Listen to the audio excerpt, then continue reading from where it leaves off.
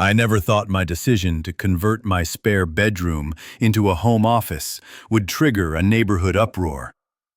But in Oak Ridge Estates, where the HOA wields more power than the local government, even the simplest home improvements can ignite full-blown suburban warfare. My name's Daniel, and I've lived here for 3 years. It's a tidy community of manicured lawns, identical mailboxes, and generally indifferent neighbors, except for one, Barbara Wellington, the unofficial queen of the HOA. Everyone called her Karen behind her back, a title she'd earned through years of relentless complaint and control. When the pandemic hit, my company shifted to remote work. I seized the opportunity to create a proper home office in the spare bedroom, basking in natural light with a garden view.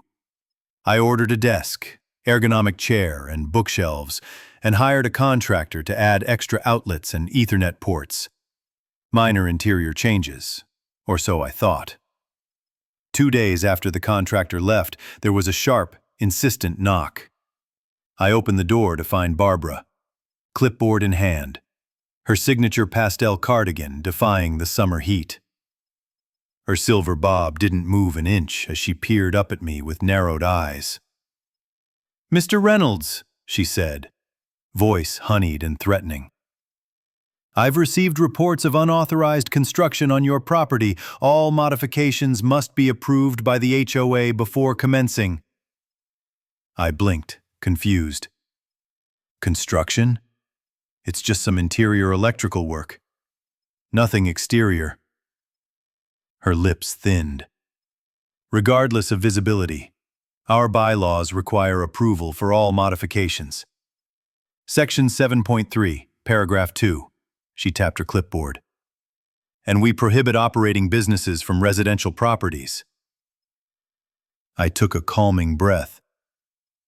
"I'm not operating a business, Barbara. I'm working remotely for my employer. The same job I've always had." "Well, that remains to be seen. I'll need to inspect the modifications to determine if they violate zoning restrictions." She tried to step past me, but I held my ground. "You don't have the right to enter my home without permission, and I'm not giving it. Put your concerns in writing." Years of corporate negotiations had made me well versed in dealing with difficult personalities. Barbara's face flushed. "This uncooperative attitude disrupts our community standards. You'll receive a formal violation notice, and the board will discuss fines at our next meeting." She spun away, phone already to her ear. Sure enough, the next day a violation notice appeared on my door, citing unauthorized interior modifications and operating a commercial office. It demanded I cease operations and restore the room within 7 days or face $100 per day fines. I laughed, snapped a photo, and sent it to a lawyer friend, who confirmed. Still, I decided to attend the upcoming board meeting to clear the air. What Barbara didn't know was my home office had been set up just in time for an important project. As the city's lead urban development consultant, I was hosting virtual meetings with Mayor Richardson and the City Council about revitalizing our downtown, a project poised to boost the local economy and property values, including those in Oak Ridge Estates. The HOA meeting was set for Wednesday at the community clubhouse. I arrived early, laptop in hand, finding Barbara and her 4 board members seated like a suburban tribunal. About 15 residents filled the room, some bored, others eager for drama.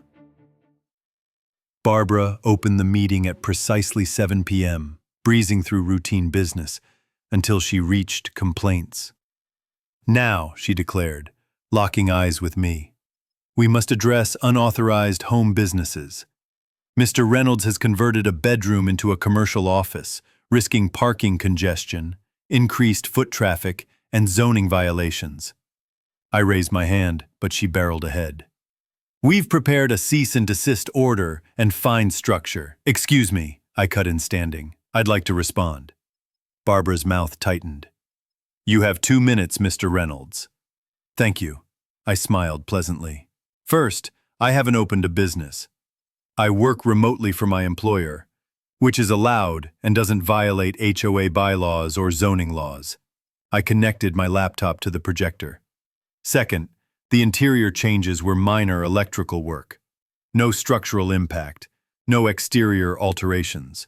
Per your bylaws, Section 5.2 that doesn't require approval. Barbara attempted to interrupt, but I raised a hand. I still have a minute and 20 seconds. Laughter rippled through the audience. Lastly, remote work is increasingly common. Restricting it risks legal liability. I displayed a highlighted bylaw clause. The HOA couldn't unreasonably restrict lawful professional activities that didn't affect the residential character of the community. Barbara's face reddened. Your so-called minor modifications might hide serious code violations. As president, I have authority to inspect any property when violations are suspected. And you denied entry. I shook my head. That's incorrect. The bylaws allow inspection of common areas and exterior violations, not private homes without permission. This is absurd. You don't understand how we operate here. We have standards to maintain. She turned to the board for backup, but two members looked uneasy. I appreciate your concern, I said, glancing at my watch, but I have a virtual meeting in 15 minutes. Well, too bad. HOA business takes precedence. Actually, I replied, turning my laptop to the audience.